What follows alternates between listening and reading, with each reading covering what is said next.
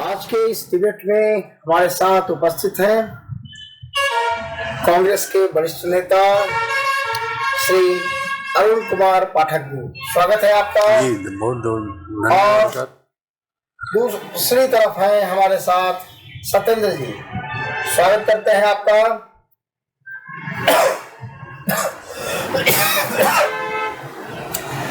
Sir, आज का दौर जो चल रहा है देश में, लोग 14 से कह रहे हैं कि अच्छे दिन आ गए, तो और कितने अच्छे दिन आएंगे सर। 60 रुपए का पेट्रोल 108 रुपए में पहुंच चुका है, और इससे भी अच्छे दिन क्या होंगे। अरुण सर, देखिए, 14 के बाद भारत में कुछ बदला नहीं, सिर्फ नाम बदला है। किसी मान लीजिए मुगल सराय जंक्शन का दीनदयाल उपाध्याय जंक्शन कर दिया लोग, और हम लोग के जो भी चीज बनाया हुआ कांग्रेस के शासनकाल का था, वो IIT हो, एम्स हो, और संस्थाएं हैं, हाई स्कूल है, इस सब का नाम लोग बदले हैं, कुछ किए नहीं। इनका अपना बनाया हुआ शौचालय है। अगर हम लोग मिडिल स्कूल, हाई स्कूल गांव-गांव में न बनाए होते तो जितने संधि हैं ये सब कुरकुरे की तरह टेढ़ा मड़ा पैदा होते। तो हम लोग का बनाए हुए पर ही सवाल ये करते हैं लोग कि 60 साल में कांग्रेस ने क्या किया। 60 साल में जितना हम लोग करके गए हैं उसको अगर ये मेंटेन कर दें तो बहुत बड़ी बात है। देखिए, ऐसे पागल को ये लोग सांसद बना दिया कि संसद की गरिमा घट गई।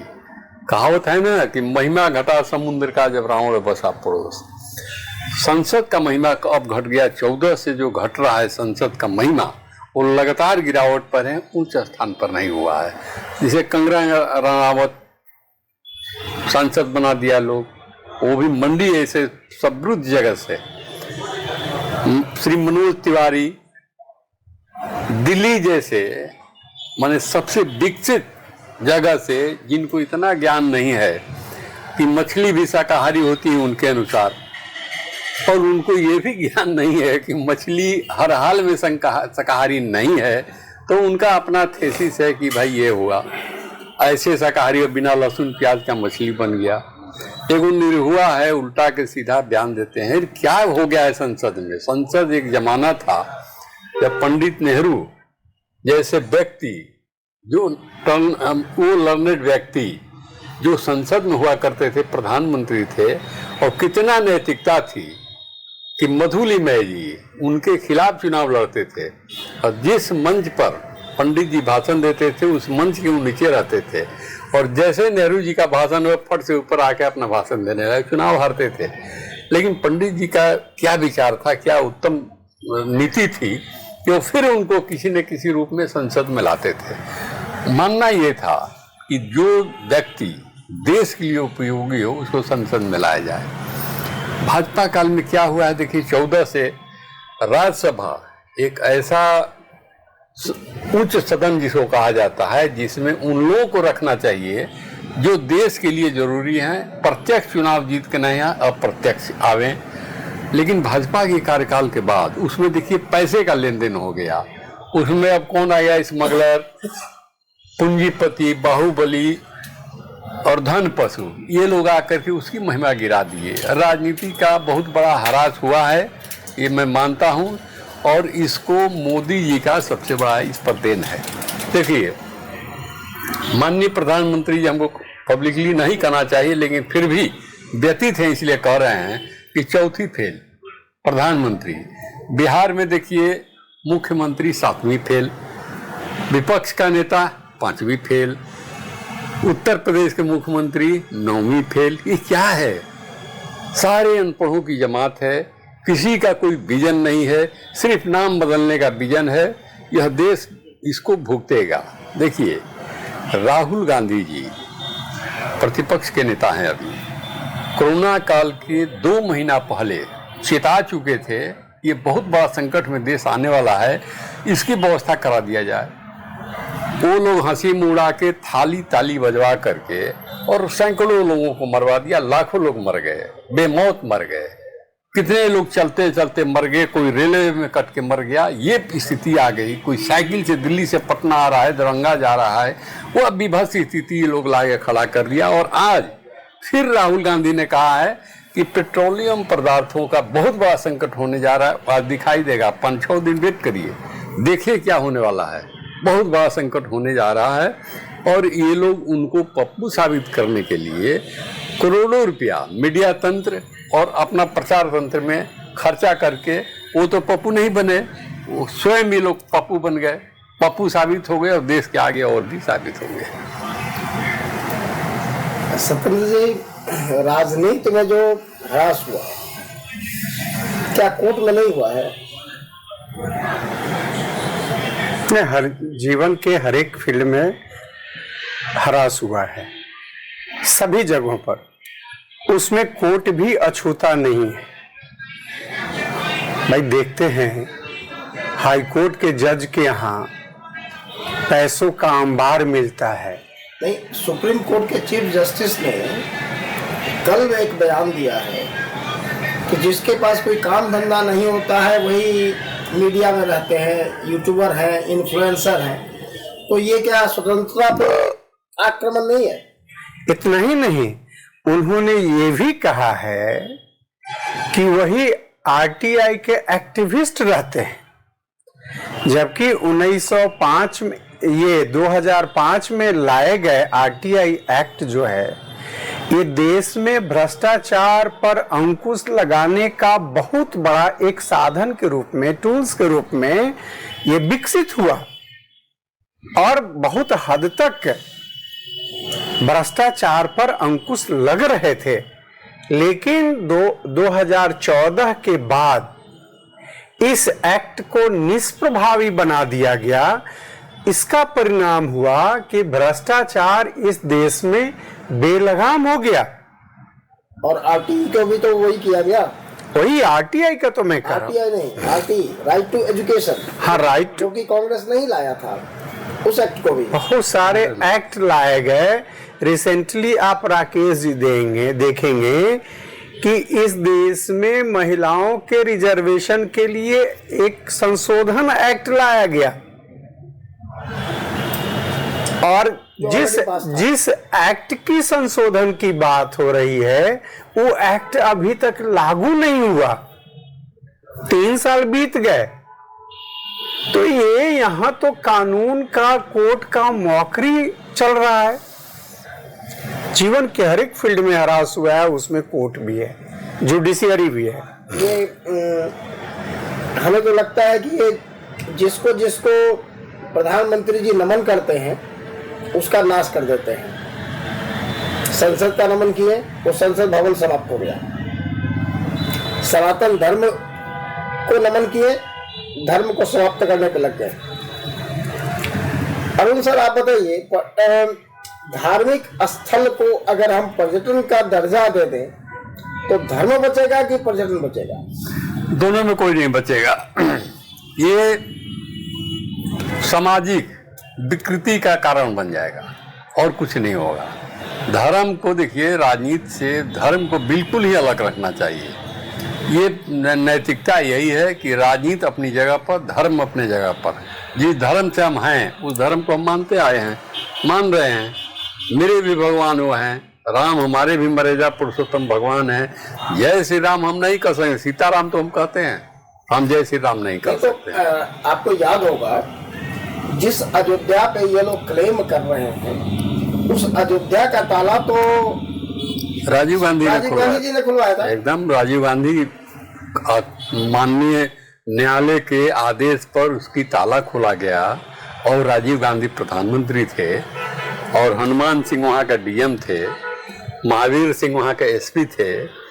ये सब मिल के वहाँ हुआ था। हमको आज भी याद है वो चीज। अगर राजीव जी जीवित होते तो शायद वो 92 में ही बन जाता। बिल्कुल बन जाता, हम लोग बना देते। जन भावना के सम्मान कर, बिना विवाद के बना देते, बिना किसी विवाद के बना देते। हम कल्याण सिंह स्वर्गीय हो गए, मुलायम सिंह यादव स्वर्गीय हो गए, इन लोगों की राजनीति रोटी हम लोग नहीं सेकने देते, हम लोग बना देते।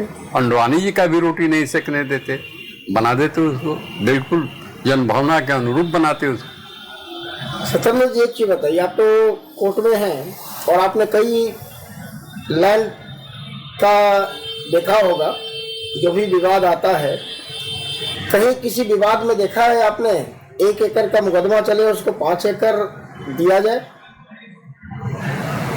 नहीं, अयोध्या में तो हुआ ना। नहीं, प्रैक्टिकल में अयोध्या में भी हुआ, अयोध्या में ही हुआ, अयोध्या में हुआ, सिर्फ अयोध्या में, सिर्फ अयोध्या में हुआ। और राम जन्मभूमि का विवाद जो है वो मुख्य रूप से लैंड का ही विवाद था जी, लेकिन उसको इस तरह का कलर दिया गया कि वो आस्था का विवाद हो गया। और जिन लोगों ने इस लड़ाई को लड़ी राम मंदिर के निर्माण में निर्वासित हो गए, और जिन लोगों की कोई लड़ाई नहीं थी, जो दूर दूर सत्ता के लिए लड़ते रहे, वो काबिज हो गए। इतना ही नहीं, ये आश्चर्य की बात तो इसमें ये है कि कार सेवकों पर जिस मुलायम सिंह के नेतृत्व में और जिस पदाधिकारी के आदेश से गोली चली, वो राम मंदिर निर्माण समिति का जो ट्रस्ट है उसका प्रेसिडेंट वही आदमी है, और माननीय प्रधानमंत्री जी के साथ भी प्रधानमंत्री कार्यालय में वर्षों तक रहे नृपेंद्र मिश्रा जी, और आज उस समिति के वही ये हैं मुख्य ट्रस्टी। इतना ही नहीं, ये पूजा पद्धति है, धार्मिक कार्य। प्रधानमंत्री जी अर्ध निर्मित मंदिर का उद्घाटन किया, जो शास्त्र विरुद्ध है। न सिर्फ अर्ध निर्मित मंदिर का उद्घाटन उन्होंने किया, बल्कि उनकी माता जी का मृत्यु हो गया था, और यह सनातन धर्म में यह परंपरा है कि मृत्यु होने के बाद मुंडन करवाते हैं, छूत लगा हुआ सूत लगा रहता है, उससे निवारण के लिए करवाते हैं।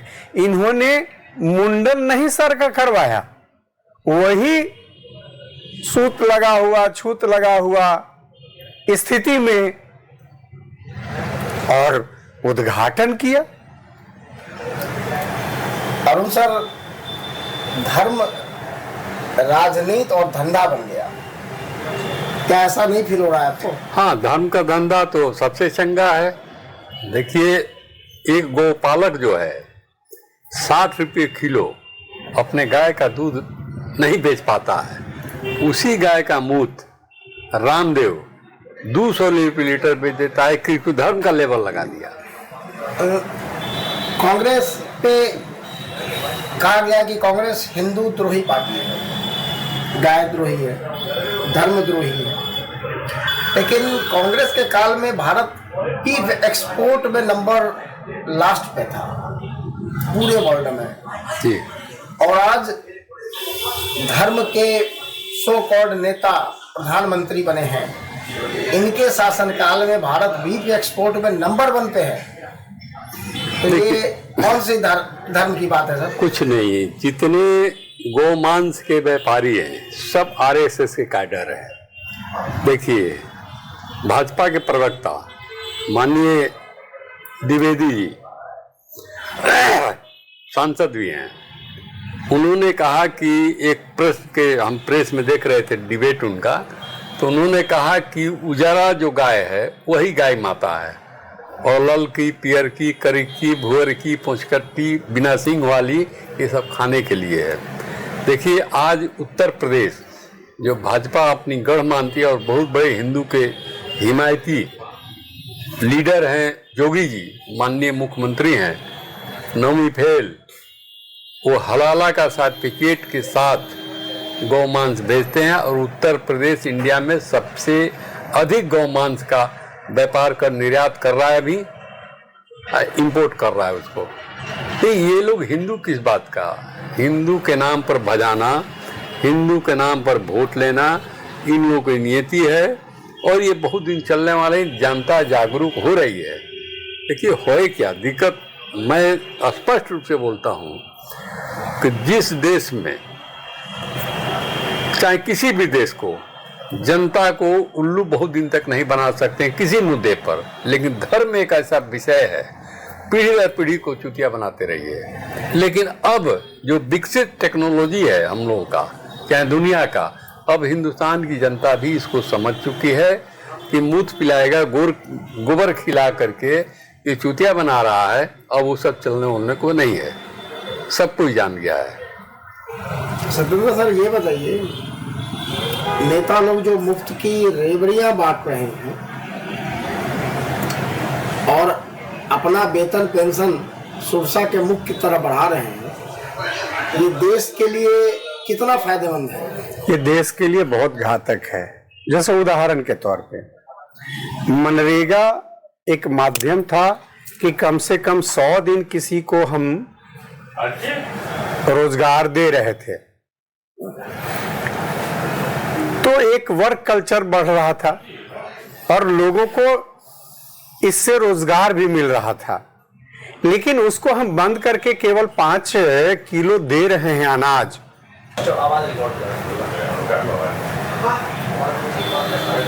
हाँ, तो अब देखिए, मनरेगा एक ऐसी योजना थी जो कांग्रेस के द्वारा चलाई गई थी। हम गारंटी दे रहे थे देश के लोगों को, उन बेरोजगारों को 100 दिन का कि हम रोजगार आपको देंगे। तो एक इससे विकास के बहुत सारे काम हो रहे थे देश में, वन लगाने के काम, सड़क निर्माण का काम और बहुत सारे काम हो रहे थे, पोखर बनाने का काम जिसमें हम पानी स्टोर कर सकते थे और लोगों को रोजगार भी मिल रहा था। अब ये सारे काम बंद हो गए, अब हम 5 किलो केवल दे रहे हैं, तो निकम्मापन भी बढ़ता जा रहा है, नशाखोरी बढ़ता जा रहा है। ये स्कीम जो ये है रेवड़ी बांटने का, और दे भी नहीं पा रहे हैं। वास्तव में जो चीज देना चाहिए वो हम दे भी नहीं पा रहे हैं। इस 5 किलो से किसी का कोई कल्याण होने वाला नहीं है और शिक्षा को बर्बाद किया जा रहा है। शिक्षा तो सुनियोजित तरीके से बर्बाद किया गया। सरकारी जो स्कूलों से पढ़ाई होती थी उसे खत्म कर दिया गया।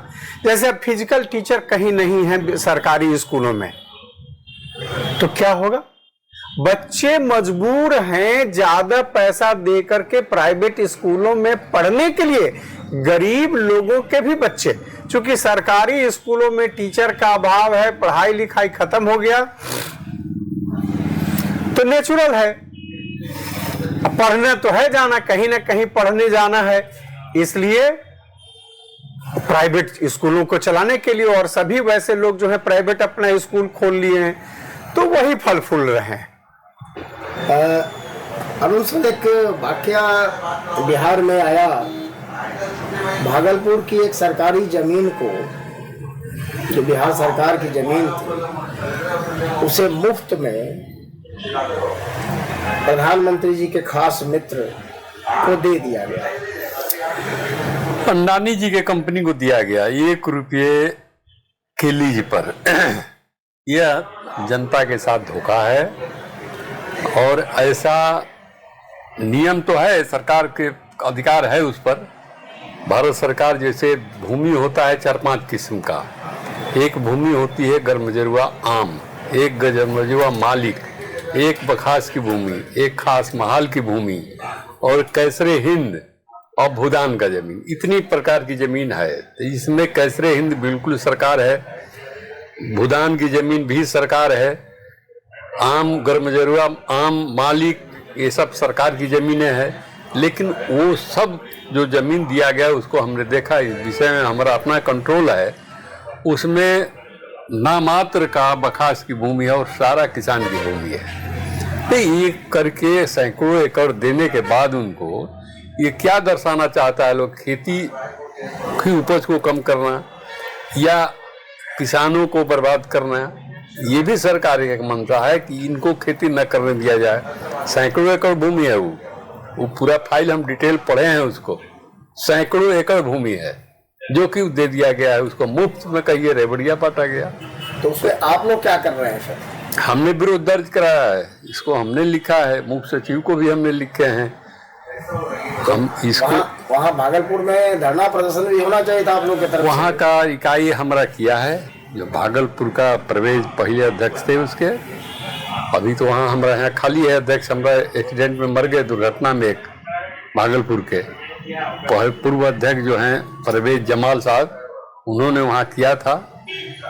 तो हम लोग अपने स्तर पर विरोध किए, लेकिन प्रशासनिक तैयारी जो था विरोध को दबाया गया, या मीडिया भी वहाँ बहुत ज़्यादा लोड नहीं ली, क्योंकि अभी देखिए जैसे आप लोग हैं एक स्वतंत्र मीडिया है, लेकिन बहुत सा मीडिया जो बड़े बड़े चैनल हैं वो सब कैपिटलिस्टों का है, और जो सरकार चाहती है वो लोगों को सुनाता है पब्लिक को। ये बहुत जलद अपराध है जो कि खेती की कृषि युक्त भूमि को आप रेवड़ियों में दे दिए। क्यों दे दिए? जैसे पॉपुलेशन बढ़ रहा है उस तरह से मकानें बढ़ रही है, तो खेती युक्त भूमि को टेक्नोलॉजी को डेवलप कीजिए वैसा कि हम कम खेत में ज़्यादा उपज करें। ये टेक्नोलॉजी इजराइल को देख लीजिए आप, तो जाके फादरलैंड बोले हैं माननीय मोदी जी, वहाँ देख लीजिए ना, बिहार इतना रकबा है उसका, लेकिन उसका उन्नत टेक्नोलॉजी खेती समुद्र में भी कर लेता है वो।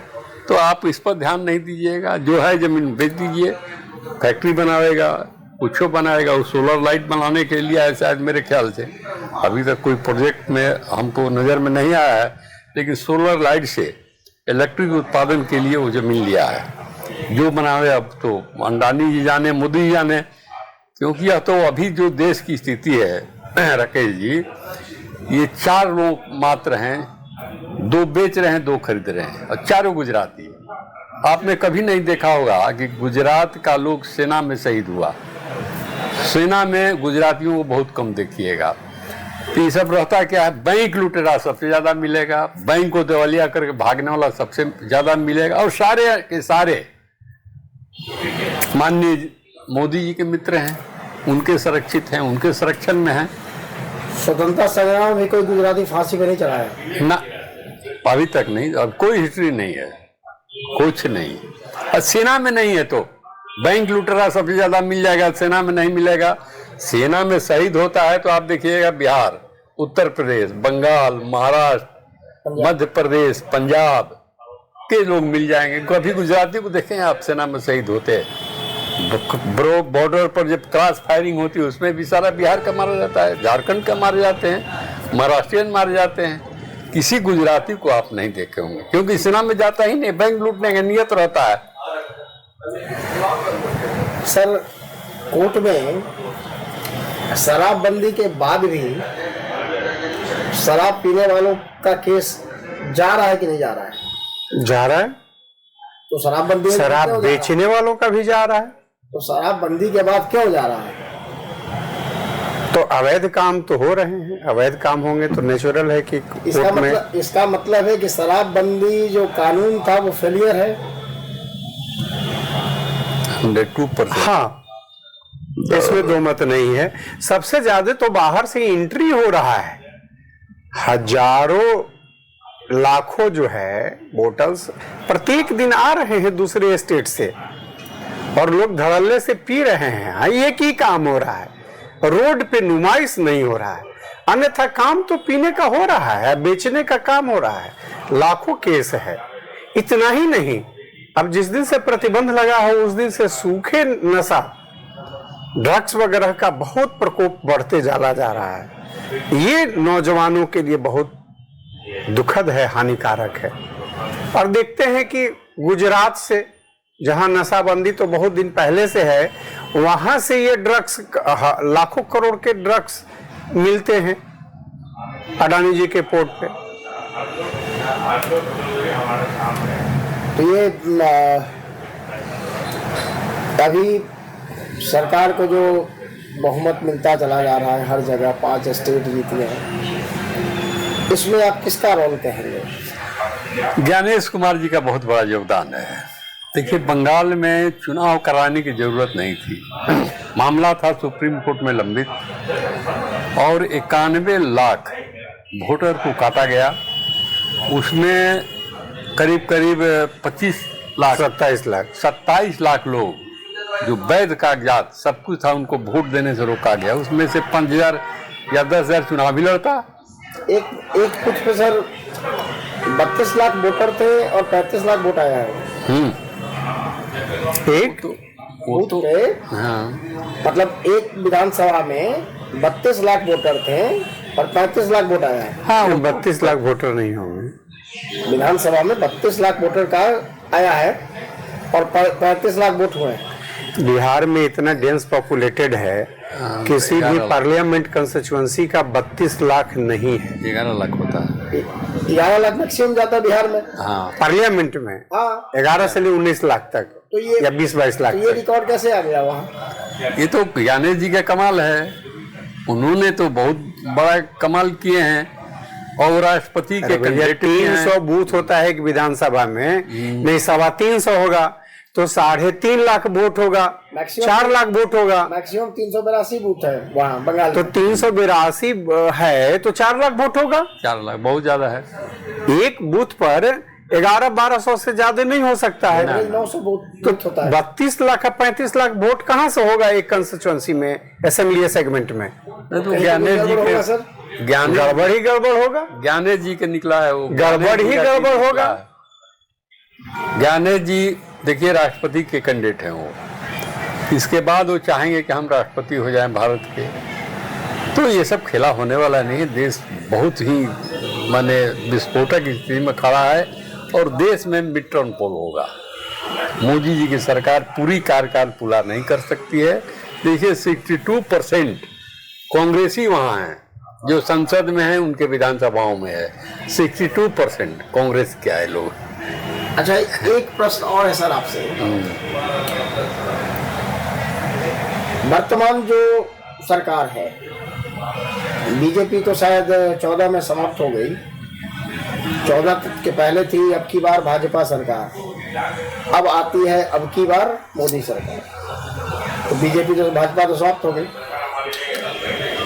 ये जब से भाजपा समाप्त हुई, भाजपा जिनको जिनको अपना पार्टनर बनाई थी, अपने साथ लेकर चलती थी, उन सबको ये धीरे धीरे करके समाप्त करना शुरू कर दिया। जिसमें ममता बनर्जी,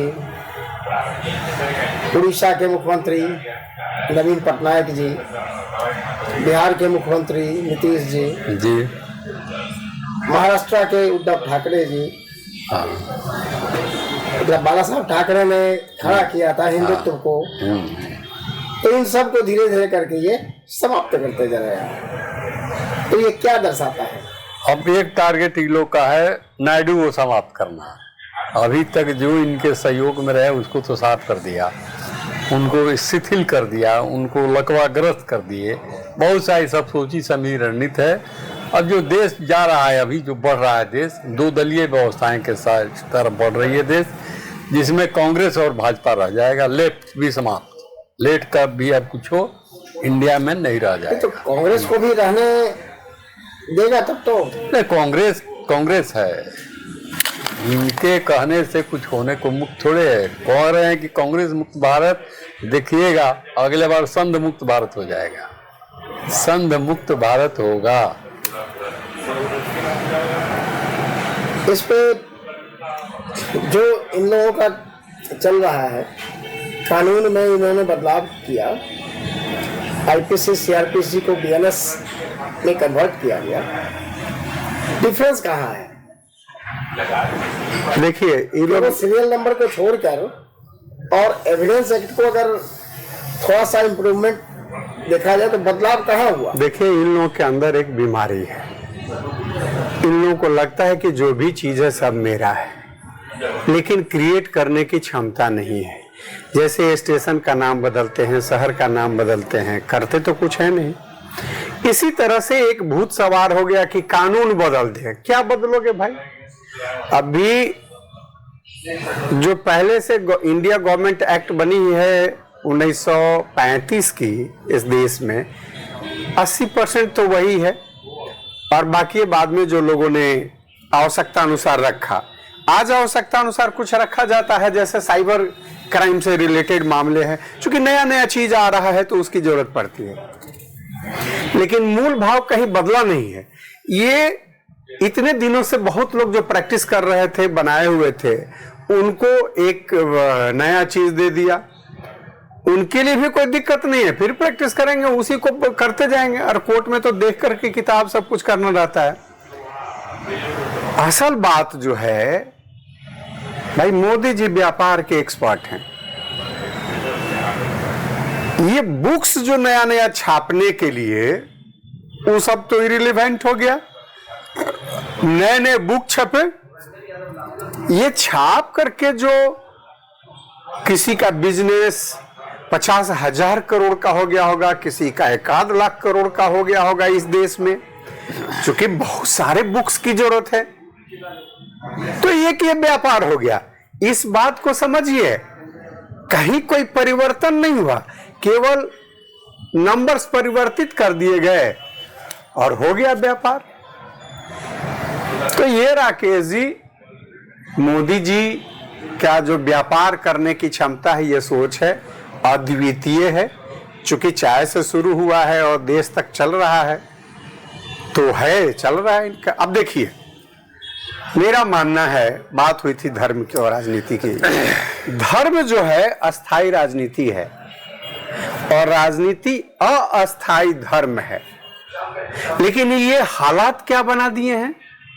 धर्म जो अस्थाई है भाई, 5,000 वर्ष से चला रहा है कि 3,000 वर्ष से चला रहा है, कितने वर्षों से चला रहा है स्पष्ट नहीं है, लेकिन चला रहा है, लोग उसको मान रहे हैं। राजनीति क्या है?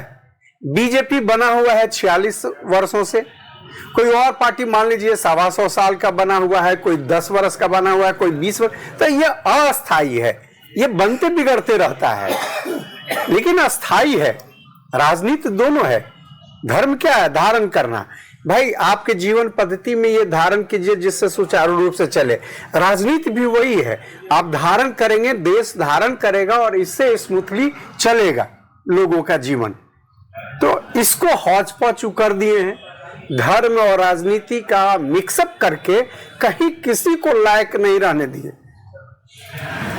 अरुण सर, अभी 4 दिन पहले प्रधानमंत्री जी कई टीवी चैनलों पे जनता को संदेश दिए कि हवाई यात्रा से बचें, विदेश यात्रा से बचें, खाने का तेल कम खाएं, पेट्रोल डीजल का उपयोग कम करें, और उसके दूसरे दिन विदेश यात्रा पे निकल गए। 5 देशों की यात्रा पर निकले हैं। वो 8,000 करोड़ के विमान से, उसमें सारा सुख सुविधा उनको उपलब्ध है। देखिए, जो नसीहत देता है तो पहले अपने धारण करना चाहिए। एक छोटी सी मैं कहानी बता रहा हूँ महात्मा गांधी जी का। एक बूढ़ी महिला अपने पोता के लेके गई और बोली कि महात्मा जी, ये गुड़ बहुत खाता है, इसको घाव होता है, मना कर दीजिए। तो कहीं कल आना, कल इसको लेके आओ। कल आए तो तीसरा दिन फिर कहेंगे कल लेके आओ। तीसरा दिन कहेंगे बेटा गुड़ नहीं खाना चाहिए, इसे घाव होता है, बंद कर दो। तो लड़का बंद कर दिया। लेकिन फिर वो औरत पूछी, महात्मा जी आप तो इसको उस दिन भी कह सकते थे। तो कहीं का हम भी गुड़ खाते थे, इसलिए हमको छोड़ने में 3 दिन लग गया। इसलिए तो उपदेश वही लोग को देना चाहिए जो अमल करता हो। यहाँ कौन सा है प्रधानमंत्री जी भोकाली टाइट करने के लिए इतनी गाड़ियों चलते हैं। अब विज्ञापन के लिए 2 गाड़ी से जाके दिखा दी, अपने आवाज से साउथ एवेन्यू जाके 2 गाड़ी से विज्ञापन कराई। अभी मुख्यमंत्री जी गुजरे हैं 17 गाड़ियों के साथ, अभी गुजरे हैं, वो रोज जा रहे हैं। तो यहाँ भी मंत्रियों में देखिए 2 इसमें है, वो करेगा अमल। एक हमारे मित्र है रामकृपाल यादव जी मंत्री, वो बेचारे सिंगल गाड़ी से घूम रहे हैं। एक है शिक्षा मंत्री मिथिलेश तिवारी, मेरे मित्र भी हैं, संबंधी भी हैं, वो एक गाड़ी से घूम रहे हैं, हम देखा है मैंने। लेकिन और जितने इनके मंत्री हैं सब भोकाली टाइट किए हुए हैं। कोई काला ड्रेस, कोई लाल ड्रेस, कोई पीला ड्रेस पहन करके आसन मार्केटिंग कर रहा है लोग। अरे अपने उपदेश देते हैं तो पहले अपने अमल कीजिए। हम लोग महात्मा गांधी के सिद्धांत को मानने वाले लोग हैं। महात्मा गांधी ने जब गुड़ 3 दिन में छोड़ दिया तब उपदेश दिया कि हम गुड़ मत खाओ। तो आप पहले करके दिखाइए जनता को। जनता राजनेताओं का अनुकरण करती है, फिजूल करती जनता कहाँ करती है? किसकी औकात है जनता में? हमको अगर जाना है यहाँ से अपने घर राजा बाजार, तो हम अपना 1 लीटर तेल भराते हैं कि हम चल जाएं वहाँ। तो पहले आप उसको कम कीजिए ना। आपकी व्यवस्थाएं कम हो तो अब उपदेश दीजिए, जनता को दिखाइए। आप पैदल चल के वहां से अपने घर से सचिवालय पैदल आ करके विज्ञापन ले रहे हैं। प्रधानमंत्री जी भी यही किए हैं, अपने सरकारी आवास से साउथ एवेन्यू गए 2 गाड़ी से, और कितना डिस्टर्ब है, कितना क्या हुआ है, सब हम लोग से छुपा हुआ है। पब्लिक मास लेवल का नहीं जानता है, जो हमने से न छुपा है कि आप क्या विज्ञापन में दिखा रहे हैं। यह देश मूर्खों का देश नहीं है अब रहा। शिक्षा का स्तर बढ़ा है, लोग टेक्नोलॉजी बहुत ज्ञान हो गया, सब कोई जान रहा है। अब की इन लोगों को पता चलेगा इस चीज का, और हिंदुस्तान देखिएगा में टॉप 4 में जाएगी। 29 का कार्यकाल मोदी जी का पूरा नहीं होने जा रहा है, बहुत बड़ी संकट आने वाली है सर। पेट्रोलियम पदार्थों को लेकर के बहुत कुछ व्यापक परिवर्तन होने जा रहा है। आपको याद होगा राजीव गांधी प्रधानमंत्री थे जी, वो हमेशा जनता के बीच में खुद पहुंच जाते थे। कहीं कोई प्रोटोकॉल का चक्कर नहीं होता था। कुछ नहीं। उनके समय मिलने के लिए किसी की लाइन नहीं लगी होती थी, एकदम नहीं। बिहार में जगन्नाथ जी जब मुख्यमंत्री थे तो 2 किलोमीटर पहले बैरिकेटिंग नहीं होता था, और आजकल 2-2 किलोमीटर पहले बैरिकेटिंग होती है। ढुकने नहीं देगा। तो ये क्या है? ये नेता है या फिर डर है? भोकाली है, सिर्फ हैवो क्रिएट कराने के लिए खेल है। राजीव गांधी की तुलना इन लोगों से कहाँ हो सकता है? मैं बता रहा हूँ आपको छोटा सा उदाहरण। पटना से दरभंगा हम लोग बाई रोड जा रहे थे, राजीव जी के साथ जा रहे थे, तो लालगंज में स्वर्गीय एलपी शाही के घर पर डिनर था, खाना था। तो मंगल का दिन था, मैं धक्का वक्का मार करके यूथ कांग्रेस में थे, तो लड़का के स्वभाव था, हम उनके आगे बैठे हुए थे, लेकिन मंगल था, खा नहीं रहे थे क्योंकि ब्राह्मण हम हैं। तो उसमें तो पूछे हमसे, कह रही तुम क्यों नहीं खा रहे हो? हम कहेंगे सर मंगल है, वो हम नहीं खा सकते हैं कुछ, वही सर। कहीं क्या खाओगे तब, कैसे चलोगे? हम कहेंगे ना फल उल खा लेंगे। तो अपना फल का बढ़ा दिन हमारे पास, और अपना जूस दे दिन किसको खाओ, तब चलेंगे। तो वो सब नेता कहाँ है अब तो वो अगर सम्राट चौधरी के सामने आप मिल जाइएगा तो पॉकेट में रहेगा, वो छीन लेंगे। मैंने ये उदाहरण दे रहे हैं, उनको निजी रूप से हम नहीं कर रहे हैं, क्योंकि उनके पिताजी से हमारा निजी संबंध रहा है, हमारे दल में MLA रहे हैं। मैंने इस टाइप का हो सकता है। अब वर्करों का कोई वैल्यू तो रहा नहीं। पहले सिद्धांत था, राजीव गांधी जैसे बिरले लोग पैदा होते हैं, वो बेचारा कभी रास्ता में देख लेंगे, अगर आप लोग खड़े हैं हाथ हिला रहे हैं तो अगर उनको तो रुक जाएंगे, गाड़ी से उतर के आगे पास चले आएंगे। अब किसका हिम्मत है? 3 दिन अगर दिल्ली में हम लोग आए तो हम लोग उनसे मिल लेते थे, जाके सब कुछ कह देते थे। तो बड़ा नेता भी हम लोग का डरता था कि इन्हें तो जाके मिल रहा है, अगर हम कुछ इधर उधर करेंगे जाए कह देगा राजीव जी से, बड़ा नेता भी डरता था। ये तो सिस्टम तो उनका लाया हुआ था। माने अगर 4 दिन, मुश्किल से 4 दिन, अगर बहुत मजबूर है 4 दिन तक रुके हम लोग दिल्ली में किसी होटल में, किसी रेस्ट हाउस में, तो 4 दिन के अंदर हम लोग से आराम से भेंट होती थी, फोटो भी खिंचाते थे, हंसते भी थे, बात भी करते थे, जमीनी हकीकत की जानकारी उनको होती थी। यह काम इंदिरा जी भी करती थी। इंदिरा जी के ज़माने हम NSY में थे, छात्र विंग में, फोटो है हमारे पास अभी भी इंदिरा जी के साथ। तो वो सब तो गॉड गिफ्टेड लोग था, ईश्वरीय देन था उन लोग में। उन लोगों की तुलना मोदी और अमित शाह से करिए। अमित शाह कोई लीडर तो नहीं, क्रिमिनल है, इनका बैकग्राउंड क्रिमिनल रहा है। कार सेवक को मरवा दिए गोधरा में, सत्ता में आ गए। आज तक पुलवामा हत्या RDS कांड का जांच नहीं हुआ, अमित शाह फंस जाएंगे। बहुत सा कुछ है कहने के लिए। तो हम लोग, कोई नहीं बोलना चाहता है कि भाई किस कर देगा, लेकिन अब क्या कर लीजिएगा, हमको किस करके। देखिए एक कहावत है, एक आदमी गया पंडित जी के पास हाथ दिखाने, तो उन्होंने कहा कि भाई तुम्हारे ऊपर बहुत बड़ा शनि है, कैसे की उतार दीजिए, कहीं के 11,000 रुपया लगेगा। क्या कि नहीं है, कहीं ठीक है आधा दे दो, 6,000 दे दो, नहीं है। कहीं कह रही 1100 दो, तो कहा वो भी नहीं है। कहीं की 100 रुपया दो, तो कहा कि नहीं है, नहीं, कहीं भागो जाओ, तुम्हारा शनि क्या बिगाड़ लेगा, जो है ये नहीं तो बिगाड़ेगा क्या। तो अमित शाह चाहे मोदी, हमको क्या कर लेंगे, कुछ नहीं कर पाएंगे। बहुत मैं जनता की आवाज हूँ। आप लोगों ने अपना कीमती समय दिया, बहुत बहुत आभार आप जी सभी का। जी, आपका भी बहुत बहुत आभार।